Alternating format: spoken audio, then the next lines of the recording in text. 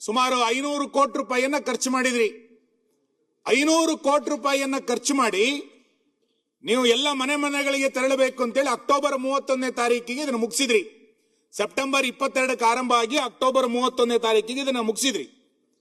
ಆಮೇಲೆ ನವೆಂಬರ್ 10ನೇ ತಾರೀಕಿನ ತನಕ ಗಡುವು ಕೊಟ್ಟು ಈ ವರದಿಯನ್ನ ತಯಾರು ಮಾಡ್ತೀವಿ ಅಂತ ಹೇಳಿದ್ರಿ. ಸೆಪ್ಟೆಂಬರ್, ಅಕ್ಟೋಬರ್, ನವೆಂಬರ್, ಡಿಸೆಂಬರ್, ಜನವರಿ, ಫೆಬ್ರವರಿ, ಮಾರ್ಚ್ 7 ತಿಂಗಳಾಯ್ತು ಮನೆ ಅಧ್ಯಕ್ಷೆ.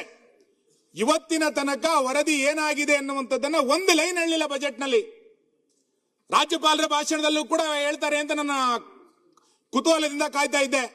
ರಾಜ್ಯಪಾಲರ ಭಾಷಣದಲ್ಲೂ ಕೂಡ ಈ ಮಧುಸೂದನ್ ನಾಯಕ್ ವರದಿಯ ಬಗ್ಗೆ ಒಂದು ಶಬ್ದ ಉಲ್ಲೇಖ ಆಗಲಿಲ್ಲ. ಬಜೆಟ್ ನಲ್ಲಿ ಒಂದು ಶಬ್ದ ಉಲ್ಲೇಖ ಮಾಡಲಿಲ್ಲ. ರಾಜ್ಯದ ಜನರ ತೆರಿಗೆಯ ಟ್ರಸ್ಟಿ ಅಂತ ಹೇಳುವಂತಹ ಮುಖ್ಯಮಂತ್ರಿಗಳು ಈ ವರದಿಗೋಸ್ಕರ 500 ಕೋಟಿ ರೂಪಾಯಿಯನ್ನ ಖರ್ಚು ಮಾಡಿದಿರಲ್ಲ, ಆ ವರದಿ ಏನಾಯ್ತು ಅಂತ ಹೇಳ್ಬೇಕಲ್ಲ, ಆ ವರದಿ ಯಾವಾಗ ಮಂಡನೆ ಆಗುತ್ತೆ ಅಂತ ಹೇಳ್ಬೇಕಲ್ಲ. ನನಗೆ ಅನ್ಸುತ್ತೆ ನೀವು ಕಾಂತರಾಜು ವರದಿಯನ್ನ 2014ರಲ್ಲಿ ಆರಂಭ ಮಾಡಿ ಅದನ್ನ ಡಸ್ಟ್ಬಿನ್ಗೆ ಹಾಕಿದ್ರಿ, ಅದನ್ನ ತರಲೇ ಇಲ್ಲ ನೀವು. ಅದಾದ ನಂತರ ಜಯಪ್ರಕಾಶ್ ಹೆಗಡೆ ವರದಿಯನ್ನ 2023-24ರಲ್ಲಿ ತಗೊಬಂದ್ರಿ. ಬಹಳ ದೊಡ್ಡ ಪ್ರಮಾಣದಲ್ಲಿ ರಾಜ್ಯದಲ್ಲಿ ಸುದ್ದಿ ಆಯ್ತದು. ನಿಮ್ ಪಾರ್ಟಿ ಒಳಗೆ ಗೊಂದಲ, ಮಂತ್ರಿ ಮಂಡಲದಲ್ಲಿ ಗೊಂದಲ, ಕ್ಯಾಬಿನೆಟ್ ನಲ್ಲಿ ಚರ್ಚೆ, ನಂತರ ಹೈಕಮಾಂಡ್ ಹೇಳಿತು ಅಂತೇಳಿ ಆ ವರದಿಯನ್ನ ಡಸ್ಟ್ಬಿನ್ಗೆ ಹಾಕಿದ್ರಿ. ಈಗಲೂ ಕೂಡ ಈ ವರದಿಯನ್ನ ಜಾರಿ ಮಾಡುವಂತ ಅಥವಾ ಈ ವರದಿಯನ್ನ ಸ್ವೀಕಾರ ಮಾಡಿ ಆ ಅಂಕಿಅಂಶಗಳ ಆಧಾರದಲ್ಲಿ ಆ ಸಮುದಾಯಗಳಿಗೆ, ಯಾವ ಹಿಂದುಳಿದ ವರ್ಗದ ಸಮುದಾಯಗಳಿಗೆ ಯೋಜನೆಗಳನ್ನು ರೂಪಿಸಬೇಕು ಅಂತ ನೀವು ಭಾಷಣ ಮಾಡಿದ್ರೋ ಆ ಪ್ರಾಮಾಣಿಕವಾದಂತ ಕಳಕಳಿ ನಿಮ್ಮ ಹತ್ರ ಇಲ್ಲ. ಇದ್ದಿದ್ರೆ ಇಷ್ಟೊತ್ತಿಗೆ ನೀವು ವರದಿಯನ್ನ ತರಿಸ್ಕೊಳ್ತಾ ಇದ್ರಿ. ನನಗನ್ಸುತ್ತೆ ನೀವು ಇನ್ನೊಂದು 50 ರೂಪಾಯಿ ಎಕ್ಸ್ಟ್ರಾ ಬಜೆಟ್ ನಲ್ಲಿ ಇಟ್ಟು ಆ ಮಧುಸೂದನ್ ನಾಯಕ್ ವರದಿಯನ್ನು ಕೂಡ ಡಸ್ಟ್ಬಿನ್ಗೆ ಹಾಕ್ತೀರಿ ಅಂತ ನಾನು ಇಲ್ಲೂ ಕೂಡ ಹೇಳ್ತಾನೆ. ಕಾಂತರಾಜು ವರದಿಯನ್ನ ಡಸ್ಟ್ಬಿನ್ಗೆ ಹಾಕಿದ್ರಿ, ಜಯಪ್ರಕಾಶ್ ಹೆಗಡೆ ವರದಿಯನ್ನ ಡಸ್ಟ್ಬಿನ್ಗೆ ಹಾಕಿದ್ರಿ. ಈಗ ಹೊಸ ಡಸ್ಟ್ಬಿನ್ ಕಾಯ್ತಾ ಇದೆ ಆ ಇನ್ನೊಂದು ವರದಿಯನ್ನ ಹಾಕ್ಲಿಕ್ಕೋಸ್ಕರ. ಇಲ್ಲ ಅಂತಾಗಿದ್ರೆ ನಿಮಗೆ ಹಿಂದುಳಿದ ವರ್ಗದವರ ಬಗ್ಗೆ ಒಂದು ಪ್ರಾಮಾಣಿಕವಾದ ಕಳಕಳಿ ಇದ್ರೆ 183 ಬಜೆಟಿನ ಪುಸ್ತಕದಲ್ಲಿ ಒಂದು ಶಬ್ದ ಆದರೂ ಕೂಡ ಆ ಹಿಂದುಳಿದ ವರ್ಗದ ಸಮೀಕ್ಷೆಯ ಬಗ್ಗೆ ನೀವು ಉಲ್ಲೇಖ ಮಾಡಬೇಕಾಗಿತ್ತು. ಇವತ್ತಿನ ತನಕ ನೀವು ಉಲ್ಲೇಖ ಮಾಡಲಿಲ್ಲ ಮಾನ್ಯ ಅಧ್ಯಕ್ಷೆ. ಹಾಗಾಗಿ ನೀವು ಅದರ ಅಂಕಿಅಂಶಗಳನ್ನ ತೆಗೆದುಕೊಳ್ಳದೇನೆ ನೀವು ಬಜೆಟ್ ಅನ್ನ ಮಂಡನೆ ಮಾಡಿದಿರಿ ಅಂತಂದ್ರೆ, ನೀವು ಅವತ್ತೇ ಹೇಳಿದಂತ ಹೇಳಿಕೆ ಅಂಕಿಅಂಶಗಳು ಬಂದ ನಂತರ ಯೋಜನೆಯನ್ನ ಜನರಿಗೆ ತಲುಪಿಸಬೇಕು ಅಂತೇಳಿ ನೀವೇನು ಹೇಳಿದ್ರಿ, ನಿಮಗೆ ಪ್ರಾಮಾಣಿಕವಾಗಿ ಹಿಂದುಳಿದ ವರ್ಗದ ಇಲಾಖೆಗಳಿಗಾಗ್ಲಿ, ಆ ನಿಗಮಗಳಿಗಾಗ್ಲಿ, ಅಥವಾ ಆ ಸಮುದಾಯದಲ್ಲಿ ವಂಚಿತರಾಗಿಂತವ್ರಿಗೆ ಯಾವುದೇ ರೀತಿಯಾದಂತ ಸೌಲಭ್ಯಗಳನ್ನು ಕೊಡುವಂತ ಇಚ್ಛೆ ನಿಮ್ಮ ಹತ್ರ ಇಲ್ಲ ಅನ್ನುವಂಥದ್ದು ಈ ಬಜೆಟ್ ನಲ್ಲಿ ಸ್ಪಷ್ಟ. ನಿಮ್ ಸುತ್ತ ಇರುವಂತವ್ರು ನಿಮ್ಮನ್ನ ದೇವರಾಜ ಅರಸು ಅಂತ ಬಹಳ ಹೊಗಳ್ತಾರೆ, ನಿಮಗೂ ಖುಷಿ ಕೊಡುತ್ತೆ. ದೇವರಾಜ ಅರಸು ತರ ಹೆಚ್ಚು ದಿನಕಾಲ ಆಡಳಿತ ಮಾಡಿರ್ಬೋದು, ದೇವರಾಜ ಅರಸು ತರ ಕೀರ್ತಿ ಬೆಳಿಲಿಲ್ಲ ನಿಮಗೆ, ದೇವರಾಜ ಅರಸು ತರ ನೀವು ಯೋಜನೆಗಳನ್ನ ಕೊಡ್ಲಿಲ್ಲ, ದೇವರಾಜ ಅರಸರ ತರ ಪ್ರಾಮಾಣಿಕ ಕಳಕಳಿ ನಿಮ್ಮ ಹತ್ರ ಇಲ್ಲ.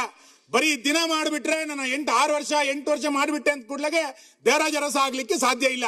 ನಿಮ್ಮ ಹತ್ರ ಕಳಕಳಿ ಇದ್ದಿದ್ರೆ ಆ ವರದಿ 500 ಕೋಟಿ ರೂಪಾಯಿಯನ್ನ ಕೊಟ್ಟು ಮಾಡಿರುವಂತಹ ವರದಿಯ ಬಗ್ಗೆ ರಾಜ್ಯಪಾಲರ ಭಾಷಣದಾದ್ರೂ ಉಲ್ಲೇಖ ಮಾಡಬೇಕಾಗಿತ್ತು, ಬಜೆಟ್ ನಲ್ಲಾದ್ರೂ ಕೂಡ ನೀವು ಉಲ್ಲೇಖ ಮಾಡಬೇಕಾಗಿತ್ತು. ಹಾಗಾಗಿ ನಾನು ಮತ್ತೆ ಹೇಳ್ತಾನೆ, ನೀವು ಮತ್ತೊಂದು 50 ರೂಪಾಯಿ ಎಕ್ಸ್ಟ್ರಾ ಬಜೆಟ್ ಅನ್ನ ಇಟ್ಟು ಅದನ್ನ ಡಸ್ಟ್ಬಿನ್ಗೆ ಹಾಕೋದು ನೀವು ತಯಾರಿಯನ್ನ ಮಾಡಿರುವಂತದ್ದನ್ನ ನಾನು ರಾಜ್ಯದ ಜನರಿಗೆ ಹೇಳಲಿಕ್ಕೆ ಇಚ್ಛೆ ಪಡ್ತೇನೆ ಮಾನ್ಯ ಅಧ್ಯಕ್ಷೆ. ಎರಡನೇದು, ನಿಮ್ಮ ಯೋಜನೆ ಹೆಂಗೆ ಹಳ್ಳ ಹಿಡಿತಾ ಇದೆ ಅಂತ. ನಂಜುಂಡಪ್ಪ ವರದಿ,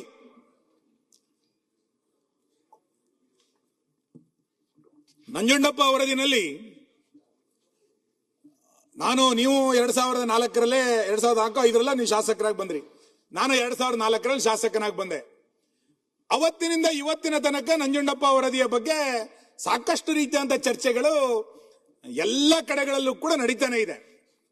ಆ ನಂಜುಂಡಪ್ಪ ವರದಿನಲ್ಲಿ ಒಟ್ಟು 114 ತಾಲೂಕುಗಳು 3 ಭಾಗದಲ್ಲಿ ಅತಿ ಹಿಂದುಳಿದ, ಹೆಚ್ಚು ಹಿಂದುಳಿದ ತಾಲೂಕುಗಳು ಅಂತೇಳಿ ಆಗಿದೆ ಅಂತೇಳಿ ಸಾವಿರಾರು ಕೋಟಿ ರೂಪಾಯಿಯನ್ನ ಇವತ್ತು ಖರ್ಚು ಮಾಡಿದ್ದಾರೆ. ಅದನ್ನು ಅನುಷ್ಠಾನ ತರಲಿಕ್ಕೆ ನಂಜುಂಡಪ್ಪ ಅನುಷ್ಠಾನ ಸಮಿತಿಯಿಂದ ಅದರ ರಚನೆ ಆಯಿತು. ಈಗ ಪ್ರಾದೇಶಿಕ ಅಸಮಾನತೆ ಎನ್ನುವ ಕಾರಣಕ್ಕೆ ಒಂದು ಗೋವಿಂದರಾಜ್ ವರದಿಯನ್ನಂತೇಳಿ ನೀವು ಹೇಳಿದ್ರಿ, ನಿಮ್ಮ ಬಜೆಟ್ ನಲ್ಲಿ ಅದನ್ನು ಉಲ್ಲೇಖ ಮಾಡಿದಿರಿ. ಗೋವಿಂದರಾಜ್ ವರದಿಯನ್ನ ನಾವು ಜಾರಿಗೆ ತರ್ತೇವೆ, ಅದಕ್ಕೆ ಅನುದಾನ ಇಡ್ತೀವಿ ಅಂತ ಹೇಳಿದಿರಿ. ಇದ್ರ ಬಗ್ಗೆ ಒಂದು ವ್ಯಾಪಕವಾದಂತ ಚರ್ಚೆ ಆಗುವಂತ ಅಗತ್ಯ ಇದೆ ಮಾನ್ಯ ಅಧ್ಯಕ್ಷರೇ. 20 ವರ್ಷಗಳ ನಂತರವೂ ಕೂಡ ನಂಜುಂಡಪ್ಪ ವರದಿ ಮತ್ತು ಅದಕ್ಕೆ 40-50 ಸಾವಿರ ಕೋಟಿ ರೂಪಾಯಿಯನ್ನ ಖರ್ಚು ಮಾಡಿದ ನಂತರವೂ ಕೂಡ ಗೋವಿಂದರಾಜ್ ವರದಿನಲ್ಲಿ 177 ತಾಲೂಕುಗಳು ಹಿಂದುಳಿತವೆ ಅಂತಂದ್ರೆ ನಾವು ರಾಜ್ಯವನ್ನು ಎಲ್ಲಿ ತೆಗೆದುಕೊಂಡು ಹೋಗ್ತಾ ಇದ್ದೇವೆ? ನೀವು ಒಂದು ಕಡೆಗೆ ಬಜೆಟ್ನ ಮುಖಪುಟದಲ್ಲಿ ಸಿಂಗಾಪುರದ ಫೋಟೋ ಹಾಕೊಂಡಿದ್ರಿ. ಇಲ್ಲಿ 177 ತಾಲೂಕುಗಳು ಹಿಂದುಳಿದಿದೆ ಅಂತ ನಿಮ್ ವರದಿ ಹೇಳ್ತಾ ಇದೆ. ನಿಮ್ ಬಜೆಟ್ ಪುಸ್ತಕದಲ್ಲಿ ಸಿಂಗಾಪುರದ ಫೋಟೋ, ನಿಮ್ ವರದಿನಲ್ಲಿ 177 ತಾಲೂಕುಗಳು ಹಿಂದುಳಿದಿದೆ ಅಂತ ಹೇಳ್ತಾ ಇದ್ದೀರಿ. ಎಲ್ಲಿಂದ ಎಲ್ಲಿಗೆ ಹೋಲಿಕೆ ಇದನ್ನ? ಆ ಹಿನ್ನೆಲೆಯಲ್ಲಿ ಅವರು ಗೋವಿಂದರಾಜ್ ವರದಿನಲ್ಲಿ ಏನ್ ಹೇಳ್ತಾ ಇದ್ದಾರೆ? ಆದ್ಯತಾ ವಲಯಗಳಿಗೆ ಸುಮಾರು 43,000 ಕೋಟಿ ರೂಪಾಯಿಯನ್ನ ಖರ್ಚು ಮಾಡಬೇಕು ಅಂತ ಹೇಳಿದ್ದಾರೆ. ಆದ್ಯತೆಯ ವಲಯಗಳಿಗೆ ನಿಮ್ ಸರ್ಕಾರದಲ್ಲಿ ಆದ್ಯತೆಯ ವಲಯಗಳು ಯಾವುದು? ಆದ್ಯತೆಯ ವಲಯಗಳು ಅಂತಂದಾಗ ನೀವು ಭಾಷಣದಲ್ಲಿ ಹೇಳಿದಿರಿ, ಅಮರ್ತ್ಯ ಸೇನರು ಹೇಳಿದಂತ ಇದನ್ನು ಕೂಡ ಉಲ್ಲೇಖ ಮಾಡಿದಿರಿ. ಅಮರ್ತ್ಯ ಸೇನ್ ಹೇಳಿರುವಂತದ್ದು ಮತ್ತು ಗೋವಿಂದರಾಜ್ ಹೇಳಿರೋದು ಏನಂತ ಕೇಳಿದ್ರೆ, ಶಿಕ್ಷಣ ಆದ್ಯತಾ ವಲಯ ಆಗಬೇಕು, ಆರೋಗ್ಯ ಆದ್ಯತಾ ವಲಯ ಆಗಬೇಕು, ಕೈಗಾರಿಕಾ ಆದ್ಯತಾ ವಲಯ ಆಗಬೇಕು, ಕೃಷಿ ಆದ್ಯತಾ ವಲಯ ಆಗಬೇಕು ಅಂತ ಹೇಳಿದಿರಿ. ನಿಮ್ಮ 3 ಬಜೆಟ್ ನಲ್ಲಿ ಯಾವ ಈ ವಿಷಯಗಳಿಗೂ ಕೂಡ ಆದ್ಯತಾ ವಲಯಗಳು ಅಂತೇಳಿ ಪರಿಗಣಿಸ್ತಾ ಇಲ್ಲ. ಇದಕ್ಕೆ ಯಾವುದೇ ರೀತಿಯಾದಂತ ಯೋಜನೆಗಳನ್ನು ರೂಪಿಸ್ತಾ ಇಲ್ಲ. ಗೋವಿಂದರಾಜ್ ವರದಿನಲ್ಲಿ 43,000 ಕೋಟಿ ರೂಪಾಯಿಯನ್ನ ಇಡಬೇಕು ಅಂತ ಹೇಳಿದಾಗ ನೀವು ಈ ವರ್ಷ ಇಟ್ಟಿರುವಂತದ್ದು 4,291 ಕೋಟಿ ರೂಪಾಯಿಯನ್ನ ಇಡ್ತೀರಿ ಅಂತ ನೀವು ಹೇಳ್ತಾ ಇದ್ದೀರಿ. ಅದಕ್ಕೆ ಆ ಯೋಜನೆಗೂ ಈ ಯೋಜನೆಗೂ ಎಲ್ಲಿಗೆ ತಲುಪಲಿಕ್ಕೆ ಸಾಧ್ಯ ಇದೆ? ಹಾಗಾಗಿ ನಂಜುಂಡಪ್ಪ ವರದಿ, ಅದಾದ ನಂತರದ ಬೆಳವಣಿಗೆಗಳು, ಅದಾದ ನಂತರ ಪ್ರಗತಿ, ಇದೆಲ್ಲದರ ಬಗ್ಗೆಯೂ ಕೂಡ ಒಂದು ಶ್ವೇತಪತ್ರವನ್ನ ಮಾನ್ಯ ಸರ್ಕಾರ ಇವತ್ತು ಹೊರಡಿಸಿದ್ರೆ ನಮಗೆ ಸ್ವಲ್ಪ ಕ್ಲಾರಿಟಿ ಸಿಗುತ್ತೆ ಅಂತ ನಾನು ಅನ್ಕೊಳ್ತೇನೆ. ಮೂರನೇದು, ನೀವು ಒಳ ಮೀಸಲಾತಿಯ ಬಗ್ಗೆ ಸರ್ಕಾರದ ನಿಲುವುಗಳು. ನಾನು ಆಗ್ಲೇ ಹೇಳದಂತೆ ಯೋಜನೆ, ಅನುದಾನ ಮತ್ತು ಅನುಷ್ಠಾನ ಇದಕ್ಕೊಂದಕ್ಕೊಂದು ತಾಳ್ಮೇಲೆ ಇಲ್ಲ ಅಂತಂದ್ರೆ ಹೆಂಗ್ ಆಗುತ್ತೆ ಅನ್ಲಿಕ್ಕೆ ಇದು ಒಂದು ಉದಾಹರಣೆ. ಒಳ ಮೀಸಲಾತಿಯ ಬಗ್ಗೆ ನಮ್ಮ ಸರ್ಕಾರ ಬಹಳ ಸ್ಪಷ್ಟವಾದಂತಹ ನಿಲುವುಗಳನ್ನು ತೆಗೆದುಕೊಂಡಿತ್ತು. ಕಳೆದ ಬಾರಿ ಅಧಿವೇಶನದಲ್ಲಿ ಅದನ್ನ ನಮ್ಮ ನಾಯಕರೆಲ್ಲರೂ ಕೂಡ ಬಿಲ್ ಬಂದಾಗ ಚರ್ಚೆ ಮಾಡಿದ್ವಿ. ಸುಪ್ರೀಂ ಕೋರ್ಟ್ ಆ ಅಂಕಿಅಂಶಗಳನ್ನ ತಗೋಬೇಕು ಅಂತ ಹೇಳಿದ ನಂತರ ನೀವು ಜಸ್ಟಿಸ್ ನಾಗಮೋಹನ್ ದಾಸ್ ಸಮಿತಿ ರಚನೆಯನ್ನ ಮಾಡಿದ್ರಿ. ಸುಮಾರು 100 ಕೋಟಿ ರೂಪಾಯಿಯನ್ನ ಖರ್ಚು ಮಾಡಿ ಆ ವರದಿಯನ್ನ ತರಿಸ್ಕೊಂಡ್ರಿ. ಜಸ್ಟಿಸ್ ನಾಗಮೋಹನ್ ದಾಸ್ ಕೊಟ್ಟಂತ ವರದಿ ಒಂದು, ನೀವು ಕ್ಯಾಬಿನೆಟ್ ಅಲ್ಲಿ ತೀರ್ಮಾನ ಮಾಡಿದಂತ ವರದಿಯೇ ಒಂದು, ತೀರ್ಮಾನ ಮಾಡಿದ ಅಂಶನೇ ಒಂದು. ಇಲ್ಲಿ ಬಿಲ್ ತಗೊಂಡ್ಬಂದಿದ್ದೇ ಬೇರೆ. ಅವರು ಯಾವ 4 ಅಥವಾ 5 ಪಂಗಡಗಳನ್ನು ಮಾಡಬೇಕು ಒಳ ಮೀಸಲಾತಿಗೆ ಸಂಬಂಧಪಟ್ಟಂತೆ ಹೇಳಿದ್ರು, ಅದೆಲ್ಲದನ್ನು 100 ಕೋಟಿ ರೂಪಾಯಿ ಖರ್ಚು ಮಾಡಿ ರಚನೆ ಮಾಡಿದಂತ ಜಸ್ಟಿಸ್ ನಾಗಮೋಹನ್ ದಾಸ್ ವರದಿಯನ್ನ ಸೈಡಿಗಿಟ್ಟು ನೀವು 3 ಭಾಗಗಳನ್ನಾಗಿ ಮಾಡಿದ್ರಿ. ಅದಾದ ನಂತರ ಎಷ್ಟೆಷ್ಟು ದೊಡ್ಡ ಚರ್ಚೆಗಳಾಯ್ತು, ಅಲೆಮಾರಿಗಳಿಗೆ ಎಷ್ಟು ಸಮಸ್ಯೆ ಆಯ್ತು ಅನ್ನುವಂಥದ್ದು ಗೊತ್ತಿದೆ. ನಿಮಗೆ ಗೊತ್ತಿದ್ದಂತೆ ನಮ್ಮ ದಕ್ಷಿಣ ಕನ್ನಡ, ಉಡುಪಿ ಜಿಲ್ಲೆನಲ್ಲಿ ಆದಿ ದ್ರಾವಿಡರು ಅಂತ ಹೇಳುವಂತ ಸತ್ಯಸಾರಮಣಿಯನ್ನ ಪೂಜೆ ಮಾಡುವಂತ ಒಂದು ದೊಡ್ಡ ಸಮುದಾಯ ಇದೆ, ಪರಿಶಿಷ್ಟ ಜಾತಿದು. ಅವರಿಗೆ ಎಲ್ಲಿ ಸೇರಿಸಬೇಕು ಅಂತ ಹೇಳಲೇ ಇಲ್ಲ ನೀವು. ಆದಿ ದ್ರಾವಿಡರನ್ನ ನೀವು ಆ ಕಡೆ ಆದ್ರೂ ಹೋಗಿ ಈ ಕಡೆ ಆದ್ರೂ ಹೋಗಿ ಅಂತೇಳಿ ಸಮೀಕ್ಷೆಯಲ್ಲಿ ಹೇಳ್ಬಿಟ್ರು. ಅವ್ರು ಪ್ರತ್ಯೇಕ ಬೇಕು ಅಂತೇಳಿ ಬಯಸ್ತಾ ಇದ್ರು.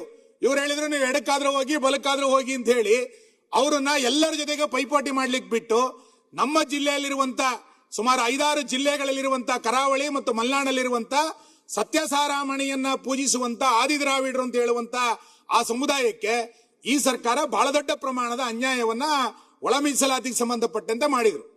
ಎರಡನೇದು, ಈಗ ಹೊಸ ನೇಮಕಾತಿಯ ಸಂದರ್ಭದಲ್ಲಿ ನಾವು 15% ಪರಿಗಣಿಸ್ತೀವಿ ಅಂತ ಹೇಳಿ ಹಿಂದೆ ಬಿಜೆಪಿ ಸರ್ಕಾರದನ್ನು ಒಪ್ಕೊಳ್ಳಿಲ್ಲ, ಜಸ್ಟಿಸ್ ನಾಗಮೋಹನ್ ದಾಸ್ ವರದಿಯನ್ನು ಕೂಡ ಒಪ್ಕೊಳ್ಳಿಲ್ಲ, ಬಿಲ್ ಮಾಡಿದ್ದನ್ನು ಕೂಡ ಸರ್ಕಾರ ಒಪ್ಕೊಳ್ಳಿಲ್ಲ. ಈಗ 15% ನಂತನೇ ನೇಮಕಾತಿ ಮಾಡ್ತೀವಿ ಅಂತ ಹೇಳಿ ಹೊರಟಿದ್ದಾರೆ. ಇದರ ಪರಿಣಾಮ ಇವತ್ತು ವಿಜಯವಾಣಿನಲ್ಲಿ ಒಂದು ವರದಿ ಬಂದಿದೆ ಮುಖಪುಟದಲ್ಲಿ, ರೋಸ್ಟರ್ ಇಕ್ಕಟ್ಟು ಎಷ್ಟು ದೊಡ್ಡ ಪ್ರಮಾಣದಲ್ಲಿ ಆಗಿದೆ ಅಂತ. ನಾನು ಹೇಳ್ತೇನೆ, ನೀವೇನು ಬೆಂಕಿಯಲ್ಲಿ ಬೆಳಕು ಮಾಡ್ತೀವಿ ಅಂತ ಹೇಳಿದ್ರಲ್ಲ, ಆ ಬೆಂಕಿಯೇ ಈ ಸರ್ಕಾರವನ್ನ ಸುಡುತ್ತೆ ಒಳ ಮೀಸಲಾತಿನಲ್ಲಿ. ಇದನ್ನ ದಯಮಾಡಿ ಸರ್ಕಾರ ಅರ್ಥ ಮಾಡ್ಕೊಳ್ಬೇಕು. ನಿಮ್ಮ ಯೋಜನೆಗೂ ನಿಮ್ಮ ಅನುಷ್ಠಾನಕ್ಕೂ ತಾಳಮೇಳ ಇಲ್ಲದೆ ಇರುವ ಪರಿಣಾಮಕ್ಕೆ ಈ ಎಲ್ಲ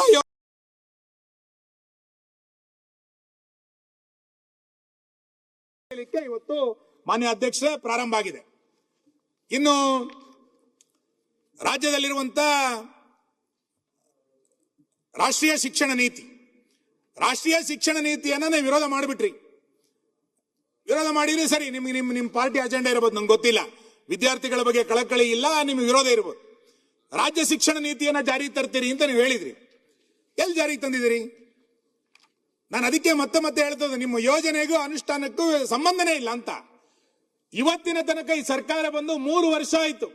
ರಾಷ್ಟ್ರೀಯ ಶಿಕ್ಷಣ ನೀತಿಯನ್ನ ಒಪ್ಕೊಳ್ಳಿಲ್ಲ ಅಂತ ಅಂದ್ಮೇಲೆ ರಾಜ್ಯ ಶಿಕ್ಷಣ ನೀತಿಯನ್ನಾದ್ರೂ ಕೂಡ ಹೇಳಬೇಕಾಗಿತ್ತು. ಆ ವರದಿಯನ್ನ 3700 ಪೇಜ್ ವರದಿಯನ್ನ ತರಿಸ್ಕೊಂಡಿದ್ರಿ. ಇವತ್ತಿನ ತನಕ ರಾಜ್ಯ ಸರ್ಕಾರಕ್ಕೆ ಅದ್ರ ಬಗ್ಗೆ ಸ್ಪಷ್ಟತೆ ಇಲ್ಲ, ಏನ್ ಮಾಡಬೇಕು ಅನ್ನುವಂತ ಸ್ಪಷ್ಟತೆ ಇಲ್ಲ. ರಾಜ್ಯದ ವಿದ್ಯಾರ್ಥಿಗಳು ಯಾವ ನೀತಿಯ ಆಧಾರದಲ್ಲಿ ಶಿಕ್ಷಣವನ್ನು ಮಾಡಬೇಕು ಅಂತೇಳಿ ಇಲ್ಲಿಯ ತನಕ ಗೊತ್ತಿಲ್ಲ. ಇಂಥ ಪರಿಸ್ಥಿತಿಗೆ ಇವತ್ತು ಕರ್ನಾಟಕ ತಳ್ಳಲ್ಪಟ್ಟಿರುವಂತದ್ದು ಅತ್ಯಂತ ದುರಂತ ಅಂತ ನಾನು ಅನ್ಕೊಳ್ತೇನೆ. ಹಾಗಾಗಿ ಮಧುಸೂದನ್ ನಾಯಕನ ವರದಿ, ಒಳ ಮೀಸಲಾತಿ, ಇವತ್ತು ಪ್ರಾದೇಶಿಕ ಅಸಮಾನತೆಯಲ್ಲಿರುವಂತಹ ಗೋವಿಂದರಾಜ್ ಸಮಿತಿ, ಶಿಕ್ಷಣ ನೀತಿ, ಇವೆಲ್ಲವೂ ಕೂಡ ನಿಮ್ಮ ಯೋಜನೆಗೂ ಮತ್ತು ಅನುಷ್ಠಾನಕ್ಕೂ ಸಂಬಂಧ ಇಲ್ಲದಿರುವಂತಹ ವಾತಾವರಣವನ್ನ ಇವತ್ತಿನ ಈ ಸರ್ಕಾರ ಇವತ್ತು ಸೃಷ್ಟಿ ಮಾಡಿದೆ. ಮಾನ್ಯ ಅಧ್ಯಕ್ಷರೇ, ನಾನು ಆಗ್ಲೇ ಹೇಳಿದಂತೆ ಬೆಂಕಿಯಲ್ಲಿ ಬೆಳಕು ಅನ್ನುವಂತ ಶಬ್ದವನ್ನ ಬಳಸಿರುವಂತ ಈ ಸರ್ಕಾರ ಎಷ್ಟು ಸಮಸ್ಯೆಗಳಿಗೆ ಬೆನ್ನು ತೋರಿಸಿದೆ ಅಂತ. ನೀವು 21 ಬೇಡಿಕೆಗಳ ಮೇಲೆ ಚರ್ಚೆಯನ್ನು ನಾನು ಆಗ್ಲೇ ಹೇಳಿದೆ. ಎಷ್ಟು ಸಮಸ್ಯೆಗಳ ಬಗ್ಗೆ ಈ ಸರ್ಕಾರ ಇವತ್ತು ಬೆನ್ನು ತೋರಿಸಿದೆ? ಯಾವ್ದಾದ್ರು ಸಮಸ್ಯೆಗಳ ಬಗ್ಗೆ ಈ ಸರ್ಕಾರಕ್ಕೆ ಕಾಳಜಿ, ನೈಜವಾದಂತ ಕಾಳಜಿ ಇದೆಯಾ? ಆ ಸಮಸ್ಯೆಗಳ ಬಗ್ಗೆ ನಮ್ಮ ಸರ್ಕಾರದ ಇದು ನೀತಿ, ನಮ್ಮ ಸರ್ಕಾರದ ಯೋಜನೆ ಇದು ಅಂತಾಳ ಏನಾರ ಸಮಸ್ಯೆಗಳನ್ನ ಪರಿಹಾರ ಮಾಡುವ ಕಡೆಗೆ ನಿಮ್ ಸರ್ಕಾರ ಏನಾರು ಯೋಚನೆಗಳನ್ನು ಮಾಡಿದ್ಯಾ? ನಾನು ಮೊನ್ನೆ ಅಧಿವೇಶನದಲ್ಲಿ ಹೇಳಿದೆ, ಸರ್ವರ್ ಸಮಸ್ಯೆ. ಒಂದು ಸರ್ವರ್ ಸಮಸ್ಯೆಯನ್ನ ಸರಿ ಮಾಡ್ಲಿಕ್ಕೆ ಎಷ್ಟು ವರ್ಷ ಬೇಕು ಮಾನ್ಯ ಅಧ್ಯಕ್ಷ? ಗ್ರಾಮ ಪಂಚಾಯತಿಗಳಿಗೆ ಹೋದ್ರೆ ಸರ್ವರ್ ಇಲ್ಲ, ರಿಜಿಸ್ಟರ್ ಆಫೀಸ್ಗಳಿಗೆ ಹೋದ್ರೆ ಸರ್ವರ್ ಇಲ್ಲ, ತಾಲೂಕ್ ಆಫೀಸಿಗೆ ಹೋದ್ರೆ ಸರ್ವರ್ ಇಲ್ಲ, ರೇಷನ್ ಕಾರ್ಡ್ಗಳಿಗೆ ಹೋದ್ರೆ ಸರ್ವರ್ ಇಲ್ಲ. ಇಂಥ ಒಂದು ಪರಿಸ್ಥಿತಿಯನ್ನ ಈ ಸರ್ಕಾರ ಇವತ್ತು ಸೃಷ್ಟಿ ಮಾಡಿಬಿಟ್ಟಿದೆ. ಇದರ ಜೊತೆನಲ್ಲಿ 911 ಸಮಸ್ಯೆ ಗ್ರಾಮೀಣ ಪ್ರದೇಶದಲ್ಲಿ ನಮ್ಮ ಜಿಲ್ಲೆಯ ಜನ ಹೈರಾಣ ಆಗ್ಬಿಟ್ಟಿದ್ರಲ್ಲಿ. ನಾವು 11-12 ಜನ ಶಾಸಕರ ಮೀಟಿಂಗ್ ಮೇಲೆ ಮೀಟಿಂಗ್ ಮಾಡಿದ್ದು. ನಗರಾಭಿವೃದ್ಧಿ ಸಚಿವರನ್ನ, ಗ್ರಾಮೀಣಾಭಿವೃದ್ಧಿ ಸಚಿವರನ್ನ, ಕಂದಾಯ ಸಚಿವರನ್ನ, ಸಂಬಂಧಪಟ್ಟಂತ ಇಲಾಖೆಯವರನ್ನ ನೀವು ಎಷ್ಟು ಮೀಟಿಂಗ್ ಮಾಡಿದ್ರು ಕೂಡ 911 ಸಮಸ್ಯೆ ಇವತ್ತಿನ ತನಕ ಪರಿಹಾರ ಆಗ್ಲೇ ಇಲ್ಲ. ಜನ ಮನೆ ಕಟ್ಕೊಳ್ಬೇಕು, ನನ್ನ ಜಾಗವನ್ನ ರೆಕಾರ್ಡ್ ಮಾಡ್ಕೊಳ್ಬೇಕು ಅಂತಂದ್ರೆ ಇವತ್ತಿನ ತನಕ 911 ಸಮಸ್ಯೆ ಬಗೆಹರಿಸಲಾರಂತ ಪರಿಸ್ಥಿತಿಗೆ ಈ ಸರ್ಕಾರ ಇವತ್ತು ಬೆನ್ನು ತೋರಿಸಿದೆ. ಬೆಂಗಳೂರಿನ ಓಸಿ ಸಮಸ್ಯೆ, ನಾನೇ ಮಂತ್ರಿ ಆಗಿದ್ದಾಗ ಓಸಿಗೆ ಅವತ್ತು ಪರ್ಮಿಷನ್ ಅನ್ನ ಕೊಟ್ಬಿಟ್ಟಿದ್ವಿ. ಈಗ ಕೋರ್ಟ್ ಆರ್ಡರ್ ಅಂತ ಅನ್ಕೊಂಡು ಆ ಓಸಿ ಸಮಸ್ಯೆಯನ್ನು ಸೃಷ್ಟಿ ಮಾಡಿ ಆದ ಬೆಂಗಳೂರಿನ ಸಮಸ್ಯೆ ಬಂದಾಗ ನಮ್ಮೆಲ್ಲ ಶಾಸಕರು ಮಾತಾಡಿದ್ರು. ಎಷ್ಟು ಲಕ್ಷ ಜನರಿಗೆ ಇವತ್ತು ಸಮಸ್ಯೆ ಆಗಿದೆ. ಸರ್ಕಾರ ಇದನ್ನು ಪರಿಹಾರ ಮಾಡಬೇಕು ಅಂತೇಳಿ ನಿಮ್ಗೇನಾರು ಅನ್ಸಿದ್ಯಾ? 6 ಲಕ್ಷ ಜನ. ಮಾನ್ಯ ಸಾರಿಗೆ ಸಚಿವರು ಇಲ್ಲಿದ್ದಾರೆ. ಟ್ಯಾಕ್ಸಿಗಳಿಗೆ ಪ್ಯಾನಿಕ್ ಬಟನ್ ಅಂತೇಳಿ ಒಂದು ಹೊಸ ಸೃಷ್ಟಿ ಮಾಡ್ತು.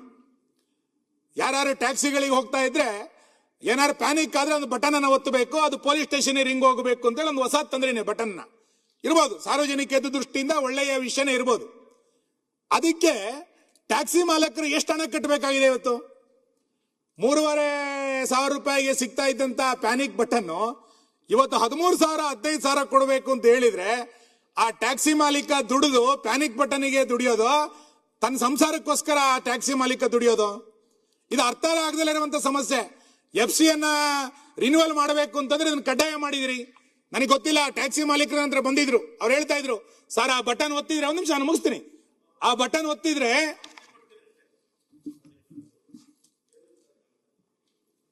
ಕೇಂದ್ರ ಸರ್ಕಾರದ ನೀತಿ 3,500ದಿಂದ 10,000ವರೆಗೂ ಇದೆ. ಕೇಂದ್ರ ಸರ್ಕಾರದ ನೀತಿ ಅದು. ಥ್ರೂಔಟ್ ಇಂಡಿಯಾ ಇದೆ ಅದು. 3,500ದಿಂದ ಬಸ್ಸಸ್ಗೆ 10,000 ರೂಪಾಯಿವರೆಗೂ ಆಗುತ್ತೆ. ಟ್ಯಾಕ್ಸಿಗೆ ಅದು ಆಗೋದಿಲ್ಲ. 10,000 ರೂಪಾಯಿವರೆಗೂ ಆಗುತ್ತೆ. ಆಮೇಲೆ ಅದ್ರ ಮೇಲೆ ಕೋರ್ಟ್ಗೂ ಹೋದ್ರು. ಆಮೇಲೆ ಕೋರ್ಟ್ ಏನ್ ಮಾಡಿದ್ರು, ಡೈರೆಕ್ಷನ್ಸ್ ಕೊಟ್ಟರು ಕಮಿಷನರ್ಗೆ. ಡೈರೆಕ್ಷನ್ಸ್ ಕೊಟ್ಟು ಅವ್ರನ್ನೆಲ್ಲ ಕೂಡ ಕರೆದು ಮಾತಾಡಿ ಅಂದ್ರು. ಆ ಕಮಿಷನರು ಮತ್ತೆ ಅವರು ಕೂತು ಮಾತಾಡಿ ಆ ರೇಟ್ಸ್ಗೆ ಎಲ್ಲರೂ ಕೂಡ ಒಪ್ಕೊಂಡಿದ್ದಾರೆ. ಮಾನ್ಯ ಅಧ್ಯಕ್ಷರೇ, ಪ್ಯಾನಿಕ್ ಬಟನ್ ನೀತಿಯನ್ನು ನಾನು ವಿರೋಧಿಸಲಿಲ್ಲ. ಒಂದು ಸಾರ್ವಜನಿಕ ದೃಷ್ಟಿಯಿಂದ ಅದು ಒಳ್ಳೇದಾಗಿರ್ಬೋದು. ಆದ್ರೆ ಸರ್ಕಾರಕ್ಕೊಂದು ನಿಲುವು ಬೇಕಲ್ಲ. ಒಬ್ಬ ಪ್ಯಾನಿಕ್ ಬಟನ್ ಹಾಕ್ಲಿಕ್ಕೆ 13,000 15,000 ರೂಪಾಯಿ ಅದನ್ನ ಕೊಡಬೇಕು, ಪ್ರತಿ ವರ್ಷ ಅದನ್ನ ರಿನ್ಯೂವಲ್ ಮಾಡ್ಲಿಕ್ಕೆ ಖರ್ಚು ಮಾಡಬೇಕು ಅಂತಂದ್ರೆ ಎಲ್ಲಿಗೆ ಹೋಗ್ತಾ ಇದೀವಿ ಅಂತ. ಯಾರ ಒಂದ್ ಕಡೆಯಿಂದ ಬೆಲೆ ಏರಿಕೆಯಿಂದ ಜನ ತತ್ತರಿಸ್ಬಿಟ್ಟಿದ್ದಾರೆ ಎಲ್ಲಾ ವಿಷಯಗಳಲ್ಲೂ. ನೀವು ಇಂಥ ನೀತಿಗಳನ್ನ ತಂದ್ರೆ ಇಲ್ಲ ನೀವು ಎಲ್ಲ ಕಡೆ ಬೇರೆ ಬೇರೆ ರಾಜ್ಯ ತಗೊಳ್ಳಿ. ಅವ್ರು ಬಂದಿದ್ರು ನನ್ನ ಹತ್ರ, ಸರ್ ಈ ಪ್ಯಾನಿಕ್ ಬಟನ್ ಇಂದ ನಾವು ಪ್ಯಾನಿಕ್ ಆಗ್ಬಿಟ್ಟಿದೀವಿ ಅಂತ ಹೇಳಿದ್ರು. ಆಯ್ತು, ಆ ಪ್ಯಾನಿಕ್ ಬಟನ್ ಎಷ್ಟು ದೂರುಗಳು ಬಂದಿದೆ ಅಂತ ತೆಗೀರಿ ನೋಡೋಣ. ಆ ಪ್ಯಾನಿಕ್ ಬಟನ್ ಬಂದಾಗ ಯಾರು ಫೋನ್ ರಿಸೀವ್ ಮಾಡಿದ್ದಾರೆ ಪೊಲೀಸ್ ಸ್ಟೇಷನ್ ನಲ್ಲಿ ಅಥವಾ ನಿಮ್ದು ಯಾವ್ದೋ ಸಾರಿಗೆ ಕೇಂದ್ರದಲ್ಲಿ ಅಂತ ಹೇಳಿ ನೋಡೋಣ. ಲಕ್ಷಾಂತರ ಜನ ಟ್ಯಾಕ್ಸಿ ಮಾಲೀಕರು, ಚಾಲಕರು ಒದ್ದಾಡ್ತಾ ಇದ್ದಾರೆ ಇವತ್ತು ಅದನ್ನ ಕಟ್ಟಬೇಕು ಅಂತಂದ್ರೆ. ಹೊಸ ಹೊಸ ರೂಲ್ಸ್ ಗಳನ್ನ ತೆಗೆದುಕೊಂಡು ಬಂದು ಯಾರೋ ಕಂಪನಿಗಳಿಗೆ ಉದ್ಧಾರ ಮಾಡ್ಲಿಕ್ಕೆ ಕೊಟ್ಟಿರುವಂತ ಈ ಪ್ಯಾನಿಕ್ ಬಟನ್ ಬಗ್ಗೆ ಸರ್ಕಾರದ ನಿಲುವೇನಾಗಿದೆ ಇವತ್ತು ಮಾನ್ಯ ಅಧ್ಯಕ್ಷರೇ, ನೀವು ಆಮೇಲೆ ಬನ್ನಿ, ನಡುವೆ ಇಂಟರ್ವ್ಯೂನ್ ಆಗಬೇಡಿ. ರದ್ದು ಮಾಡಿಸ್ಬಿಡ್ಲಿ. ನಾವು ತಂದಿದ್ದಲ್ಲ ಇದು ನಮ್ದು ಇಲ್ಲವೇ ಇಲ್ಲ. ಇದು ಕೇಂದ್ರ ಸರ್ಕಾರದ ನೀತಿ. ರದ್ದು ಮಾಡಿಸ್ಬಿಡಿ. ಕೇಂದ್ರಕ್ಕೆ ಕೇಳ್ಬಿಟ್ಟು ಸರ್ಕಾರದಿಂದ ಪ್ಯಾನಿಕ್ ಬಟನ್ ಸಬ್ಸಿಡಿ ಕೊಡಿ ಸರ್. 13,000 ನನಗೆ ನಿಮ್ಗೆ ಜುಜುಬಿ ಆಗಿರ್ಬೋದು. ಒಬ್ಬ ಟ್ಯಾಕ್ಸಿ ಮಾಲೀಕನಿಗೆ ಸಬ್ಸಿಡಿ ಕೊಡಿ ಅಂತ ನಮ್ಮ ಗತಿ ಏನು? ಆಯ್ತು, ಚರ್ಚೆ ಬೇಡ, ಮಾತಾಡ್ತಾರೆ. ಸಬ್ಸಿಡಿ ಕೊಡಿ ಅಂತ ಹೇಳಿ ನಾವು ತಂದಿಲ್ಲ ಇದನ್ನ. ಕೇಂದ್ರ ಸರ್ಕಾರ ಸುಳ್ಳಣ್ಣ ಆಯ್ತಾ ಉಂಡು ಒಂದ್ ನಿಮಿಷ ಸರ್ ಕೂತ್ಕೊಳ್ಳಿ ಸರ್. ನಾನು ಹೇಳಿದ್ದನ್ನ ದಯಮಾಡಿ ಅರ್ಥ ಮಾಡ್ಕೊಳ್ಳಿ. ನಾನು ಪ್ಯಾನಿಕ್ ಬಟನ್ನಿನ ನೀತಿಯ ಬಗ್ಗೆ ಯೋಜನೆಯನ್ನು ನಾನು ವಿರೋಧಿಸಲಿಲ್ಲ. ನೀವು ಅದಕ್ಕೆ ಒಂದು ನಿಗದಿತ ದರ ನಿಗದಿ ಮಾಡಿ. 3,500, 4,000 ಅವ್ರು ಕೋರ್ಟಿಗೆ ಹೋಗಿದ್ರು. ಕೋರ್ಟಲ್ಲಿ ಒಂದು ದರ ನಿಗದಿ ಆಗಿತ್ತು. ಇವತ್ತು 13,000, 15,000 ಅಂತ ಪ್ಯಾನಿಕ್ ಬಟನ್ನಿಗೆ ಕೊಡಬೇಕು ಅಂತಂದ್ರೆ ಟ್ಯಾಕ್ಸಿ ಮಾಲೀಕ ಎಲ್ಲ ಹೋಗ್ತಾನೆ? ಅವನ ಬಗ್ಗೆನೂ ಸ್ವಲ್ಪ ಯೋಚನೆ ಮಾಡಿ. ಆ ನೀತಿಯನ್ನ ತೆಗೆದುಬಿಡಿ, ಅದನ್ನ ಕ್ಯಾನ್ಸಲ್ ಮಾಡಿಬಿಡಿ ನಾನು ಹೇಳೇ ಇಲ್ಲ. ಆಯ್ತು, ಅದರಿಂದ ಏನೇನಾಗಿದೆ ಅನ್ನುವಂಥದ್ದು ಒಂದು ರಿಪೋರ್ಟ್ ತಗೊಳ್ಳಿ. ಕೇಂದ್ರ ಸರ್ಕಾರದ್ದು ಯಾವುದೋ ಒಂದು ಯೋಜನೆ ಬೇಕು, ಇನ್ನೊಂದು ಬೇಡ ಅನ್ನುವಂಥದ್ದು ಈಗ ತಗೊಳ್ಳಿಕ್ಕೆ ಆಗಲ್ಲ. ಹಾಗಾಗಿ ಪ್ಯಾನಿಕ್ ಬಟನ್ ಇರುವಂತಹ ಸಾಧಕ ಬಾಧಕ ಅದ್ರಲ್ಲಿ ಆಗ್ತಾ ಇರುವಂತಹ ಖರ್ಚಿನ ಬಗ್ಗೆಯೂ ಕೂಡ ಸರ್ಕಾರ ಆಲೋಚನೆಯನ್ನು ಮಾಡಬೇಕಂತ ಅಗತ್ಯ ಇದೆ. ಇನ್ನು ಈ ಖಾತಾ ಬಗ್ಗೆ ತುಂಬಾ ಜನ ಉಲ್ಲೇಖ ಮಾಡಿದ್ರು. ಅದೊಂದು ಜನರಿಗೆ ಅರ್ಥ ಆಗದಲ್ಲೇ ಇರುವಂತ ಮತ್ತು ಹೈರಾಣಾಗಿ ನರಕ ಹೋಗಿರುವಂತ ಒಂದು ಸಮಸ್ಯೆ. ಈ ಖಾತಾ, ಬಿ ಖಾತಾ, ಆ ಖಾತಾ ತೆಗೆದುಕೊಳ್ಳಿಕ್ಕೆ ಆಗ್ತಾ ಇರುವಂತ ಭ್ರಷ್ಟಾಚಾರ, ಇದ್ಯಾವುದಕ್ಕೂ ಕೂಡ ಸರ್ಕಾರದ ಬಳಿ ಉತ್ತರ ಇಲ್ಲ. ಇನ್ನು ನಮ್ಮ 2 ಜಿಲ್ಲೆಗಳಲ್ಲಿ ಕೆಂಪು ಕಲ್ಲು ಮತ್ತು ಮರಳು, ನಾನು ಇದನ್ನ ಚರ್ಚೆ ಮಾಡ್ಲಿಕ್ಕೆ ಹೋಗಲ್ಲ. ಯಾಕೆಂದ್ರೆ ಎಷ್ಟು ಸರಿ ಚರ್ಚೆ ಮಾಡೋದು? ಚರ್ಚೆ ಮಾಡಿ ಮಾಡಿ ಮಾಡಿ ಸಾಕಾಗೋಗಿದೆ ನಮಗೆ ಇದ್ರ ಬಗ್ಗೆ ನಿಮ್ ಸರ್ಕಾರಕ್ಕೆ ನಿಲುವಿಲ್ಲ. ಆಶಾ ಕಾರ್ಯಕರ್ತರು, ಅಂಗನವಾಡಿ ಕಾರ್ಯಕರ್ತರು, ಅತಿಥಿ ಉಪನ್ಯಾಸಕರ ಬಗ್ಗೆ ಎಲ್ಲ ಸದನದಲ್ಲೂ ಕೂಡ ಚರ್ಚೆ ಆಗಿದೆ. ಅತಿಥಿ ಉಪನ್ಯಾಸಕರ ನೇಮಕ ಆಗಬೇಕು, ಅವ್ರನ್ನ ಕಾಯಂ ಮಾಡಬೇಕು, ಅವರಿಗೆ ಪ್ರತಿ ತಿಂಗಳು ಸಂಬಳ ಸರಿಯಾಗಿ ಕೊಡಿ. 2 ತಿಂಗಳು ಸಂಬಳ ವರ್ಷ ಪೂರ್ತಿ ಬರೋದೇ ಇಲ್ಲ. ನಿಗದಿತವಾಗಿ ಅವ್ರಿಗೆ ಸಂಬಳ ಬರಲಿಲ್ಲ ಅಂತಂದ್ರೆ ಆ ಅತಿಥಿ ಶಿಕ್ಷಕ ಹೆಂಗ್ ಕೆಲಸ ಮಾಡ್ಲಿಕ್ಕೆ ಸಾಧ್ಯ ಇದೆ? ಈ ಯಾವ ಸಮಸ್ಯೆಗಳಿಗೂ ಕೂಡ ಸರ್ಕಾರ ಇವತ್ತು ಪರಿಹಾರ ಮಾಡ್ಲಿಕ್ಕೆ ನಿಮ್ ಸರ್ಕಾರದಲ್ಲಿ ನೀತಿಗಳೇ ಇಲ್ಲಂತ ಪರಿಸ್ಥಿತಿ ಇವತ್ತು ನಿರ್ಮಾಣ ಆಗಿರುವಂತದ್ದು ಸರಿಯಲ್ಲ ಅನ್ನುವಂತ ಮಾತನ್ನ ಈ ಸಂದರ್ಭದಲ್ಲಿ ನಾವು ಉಲ್ಲೇಖ ಮಾಡ್ತಾ ಅಧ್ಯಕ್ಷರೇ. ಇನ್ನು ಆಶ್ರಯ ಮನೆ ಶುರುವೇ ಮಾಡೋದು ಈಗ ಮುಗಿಸ್ಬಿಟ್ಟಿದ್ರೆ ಹೆಂಗಾಗುತ್ತೆ? ಆಯ್ತಲ್ಲ, ಎಲ್ಲಾಗಿದೆ? 15 ನಿಮಿಷ ಆಗಿದೆ. ಆರಾಮಾಗಿರಿ. 15 ನಿಮಿಷ ಆಯ್ತು. ಇಲ್ಲ ಮಾತಾಡ್ಬೇಕಲ್ಲ, ಗೊತ್ತಿದೆ. ಆಶ್ರಯ ಮನೆ ಜಮೀರ್ ಅಹಮದ್ ಅವರು ಇಲ್ಲಿದ್ದಾರೆ. ಆಶ್ರಯ ಮನೆಯ ಬಗ್ಗೆ ನೀವು ಮಾತೆತ್ತಿದ್ರೆ ನಾವು ಸಾಮಾನ್ಯ ಜನರ ಪರ ಅಂತ ಹೇಳ್ತಾ ಇದ್ದೀರಿ. ಆಶ್ರಯ ಮನೆಗಳ ಬಗ್ಗೆ ನಿಮ್ ನಿಲುವೇನಿದೆ? ಈ ಸರ್ಕಾರ ಬಂದ ನಂತರ ನೀವು ನಾಳೆ ಇವತ್ತು ಸಮಯ ತಗೊಳ್ಳಿ. 224 ವಿಧಾನಸಭಾ ಕ್ಷೇತ್ರಗಳಿಗೆ ಕಳೆದ 3 ವರ್ಷಗಳಲ್ಲಿ ಯಾವ್ಯಾವ ವಿಧಾನಸಭಾ ಕ್ಷೇತ್ರಗಳಿಗೆ ಎಷ್ಟು ಆಶ್ರಯ ಮನೆಗಳನ್ನು ಕೊಟ್ಟಿದ್ದೀರಿ ಅಂತ ಬಿಡುಗಡೆ ಮಾಡಿ. ನೀವು ಟೋಟಲ್ ಎಷ್ಟೋ ಬಿಡುಗಡೆ ಮಾಡಿದಿರಿ ಅಂದ್ರೆ ಹಂಗಾಗಲ್ಲ. ಇಡೀ ರಾಜ್ಯವನ್ನ ಒಂದು ಯೂನಿಟ್ ಆಗಿ ತೆಗೆದುಕೊಳ್ಬೇಕು ನೀವು. ಎಷ್ಟು ಆಶ್ರಯ ಮನೆಗಳನ್ನ, ಎಷ್ಟು ಅಂಬೇಡ್ಕರ್ ಮನೆಗಳನ್ನ, ಎಷ್ಟು ಆವಾಸ್ ಮನೆಗಳನ್ನ ನಿಮ್ ಸರ್ಕಾರ ಬಂದ ನಂತರ ಕೊಟ್ಟಿದೆ ಅಂತ ಹೇಳಿ ನೋಡೋಣ. ನಾನು 3 ವರ್ಷದಲ್ಲಿ ಈ ಬಾರಿ ಶಾಸಕನಾದ ನಂತರ ನನ್ನ ಕ್ಷೇತ್ರಕ್ಕೆ ಒಂದೇ ಒಂದು ಆಶ್ರಯ ಮನೆ ಬರಲಿಲ್ಲ. ನನ್ನಂತೆ ಬಹುಶಃ ಸಾಕಷ್ಟು ಜನ ಶಾಸಕರಿದ್ದಾರೆ. ಎಷ್ಟು ಆಶ್ರಯ ಮನೆಗಳನ್ನು ಕೊಟ್ಟಿದ್ದೀರಿ? ನಿಮ್ಮ ಆಶ್ರಯ ಮನೆಗೆ ಸಂಬಂಧಪಟ್ಟಂತೆ ನಿಮ್ಮ ವರದಿ ಏನ್ ಹೇಳ್ತದೆ ಅಂತ ಹೇಳ್ತೀನಿ ನಾನು. ಜಮೀರ್ ಅವರು ಅದನ್ನು ಓದಿ ದಯಮಾಡಿ. ಒಂದ್ ನಿಮಿಷ ಬೇಡ. ನೀವೇ ಕೊಟ್ರ ವರದಿ, ನಿಮ್ದೇ ಪುಸ್ತಕ, ನಂದಲ್ಲ ಪುಸ್ತಕ ಇದು, ಇದೇ ನಿಮ್ದೇ ಪುಸ್ತಕ. ಆ ಆಶ್ರಯ ಮನೆಗಳಲ್ಲಿ ನಿಮ್ಮ ಆರ್ಥಿಕ ಸಮೀಕ್ಷೆ ನೀವು 2020ರಿಂದ ಪ್ರಾರಂಭ ಮಾಡಿ, 2020ರಿಂದ ಪ್ರಾರಂಭ ಮಾಡಿ 2026 ತನಕ ನೀವೇನ್ ಹೇಳ್ತೀರಿ ಅಂದ್ರೆ 1,15,000 ಮನೆಗಳನ್ನ ಗುರಿಯನ್ನ ಹೊಂದಲಾಗಿತ್ತು ಅಂತ ಹೇಳಿ ಒಟ್ಟು ಸಾಧನೆ ಎಷ್ಟು ಅಂತ ಕೇಳಿದ್ರೆ 46,960 ಮನೆಗಳನ್ನ ನೀವು ಸಾಧನೆ ಮಾಡಿದಿರಿ. ಮೋರ್ ದನ್ 50% ನೀವು ಬರಲೇ ಇಲ್ಲ, ಕಂಪ್ಲೀಟೇ ಮಾಡಲಿಲ್ಲ. ಇನ್ನು ಈ ಮಾತಾಡ್ತಿದ್ರೆ ನಾವು ಆಶ್ರಯ ಮನೆಗಳ ಬಗ್ಗೆ ನಮಗೆ ಕಾಳಜಿ ಇದೆ, ನಾವು ಜನಪರವಾಗಿದ್ದೀವಿ ಎನ್ನುವಂತ ಮಾತುಗಳನ್ನ ನೀವು ಹೇಳಲಿಕ್ಕೆ ಶುರು ಮಾಡಿದ್ವಿ. ಇವತ್ತು ಪ್ರಜಾವಾಣಿನಲ್ಲಿ ಒಂದು ಹೇಳಿಕೆ ಬಂದಿದೆ, ಒಂದು ಸ್ಟೇಟ್ಮೆಂಟ್ ಬಂದಿದೆ ನೋಡಿ. SCP TSP ಯೋಜನೆಗಳನ್ನ ಗ್ಯಾರಂಟಿ ಯೋಜನೆಗಳಿಗೆ ನೀವು ವರ್ಗಾಯಿಸ್ತಿದ್ದೀರಿ ಅಂತೇಳಿ ಪದೇ ನಾವು ಹೇಳ್ತಾ ಇದ್ವಿ. ಈ ವರ್ಷನೂ ಕೂಡ ಸುಮಾರು 14,000 ಕೋಟಿ ರೂಪಾಯಿಯನ್ನ ವರ್ಗಾವಣೆ ಮಾಡಿದ್ದಾರೆ ಅಂತೇಳಿ ಆ ವರದಿ ಹೇಳ್ತಾ ಇದೆ. ಕಳೆದ 3 ವರ್ಷದಲ್ಲಿ ಹತ್ತತ್ರ 40,000 ಕೋಟಿ ರೂಪಾಯಿಯನ್ನ ವರ್ಗಾವಣೆ ಮಾಡಿದ್ರಿ ಗ್ಯಾರಂಟಿ ಯೋಜನೆಗಳಿಗೆ. ಈ ವರ್ಷದಲ್ಲೂ ಕೂಡ 14,000 ಕೋಟಿ ರೂಪಾಯಿಯನ್ನ ವರ್ಗಾವಣೆ ಮಾಡಿದ್ದಾರೆ ಎನ್ನುವಂಥದ್ದನ್ನ ಪತ್ರಿಕೆ ವರದಿ ಮಾಡಿದೆ. ಅಂದ್ರೆ ನಿಮ್ಮ ಸರ್ಕಾರದ ಯಾವ್ದಾವುದೋ ಯೋಜನೆಗಳಿಗೆ ನೀವು ಗ್ಯಾರಂಟಿ ಯೋಜನೆಗಳಿಗೆ, ಇನ್ಯಾವುದೋ ಯೋಜನೆಗಳಿಗೆ SCP TSP ಹಣವನ್ನ ಬಳಸ್ತೀರಿ ಅಂತಂದ್ರೆ ಆ ಸಮುದಾಯದ ಹಿತವನ್ನ ನೀವು ಕಾಪಾಡಲೇ ಇಲ್ಲ ಅಂತ 6-7 ಜನ ಆ ಸಮುದಾಯವನ್ನ ಪ್ರತಿನಿಧಿಸುವಂತ ಸಚಿವರುಗಳಿದ್ದೀರಿ ನೀವು. ಒಳ ಮೀಸಲಾತಿ ಬಗ್ಗೆ ನಿಮಗೆ ಆ ಸಮುದಾಯವನ್ನ ಪ್ರತಿನಿಧಿಸಲ್ಲ, ಗ್ಯಾರಂಟಿ ಯೋಜನೆಗಳಿಗೆ ನಿಮ್ದೇ ಹಣ ದುರ್ಬಳಕೆ ಆಗ್ತಾ ಇದ್ರು ಕೂಡ ನೀವು ಅದಕ್ಕೆ ಸ್ಪಂದನ ಕೊಡೋದಿಲ್ಲ ಅಂತಂದ್ರೆ ಈ ಸರ್ಕಾರದ ಆದ್ಯತೆ ಯಾವ್ದಾಗಾರೆ? ನಿಮ್ ಸರ್ಕಾರಕ್ಕೆ ಆದ್ಯತೆ ಯಾವುದು? ಯಾವ ಯೋಜನೆಗೆ, ಸಮಸ್ಯೆಗಳಿಗೆ ನೀವು ಅಟೆಂಡ್ ಮಾಡ್ತಾ ಇದ್ರಿ, ಅಡ್ರೆಸ್ ಮಾಡ್ತಾ ಇದ್ರಿ ಅಂತಾನೆ ಗೊತ್ತಿಲ್ಲ. ಬೆಂಕ್ ತೋರಿಸ್ಕೊಂಡು ಓಡಾಡ್ಲಿಕ್ಕೆ ಇವತ್ತು ಪ್ರಾರಂಭ ಮಾಡಿದಿರಿ. ಹಾಗಾಗಿ ಈ ಎಲ್ಲ ಸಮಸ್ಯೆಗಳ ಬೆಂಕಿಗೆ, ಈ ಎಲ್ಲ ಸಮಸ್ಯೆಗಳಿಗೆ ಜನ ಏನು ಬೆಂಕಿಯಿಂದ ಸಾಯ್ತಾ ಇದ್ದಾರೆ, ಅಂತ ಸಮಸ್ಯೆಗಳ ಬೆಂಕಿಗೆ ನೀವು ಬೆಳಕಾಗಬೇಕಾಗಿತ್ತು. ಇದ್ಯಾವುದಕ್ಕೂ ಕೂಡ ಬೆಳಕಾಗುವಂತ ಪ್ರವೃತ್ತಿಯನ್ನ ನಿಮ್ಮ ಸರ್ಕಾರದ ನೀತಿಗಳಲ್ಲಿ ನೀವು ತೋರಿಸ್ತಿಲ್ಲ ಮಾನ್ಯ ಅಧ್ಯಕ್ಷರೇ. ಇನ್ನು ನಾನು ಇದರಲ್ಲಿ ರಾಜಕಾರಣ ಮಾಡ್ಲಿಕ್ಕೆ ಹೋಗೋದಿಲ್ಲ.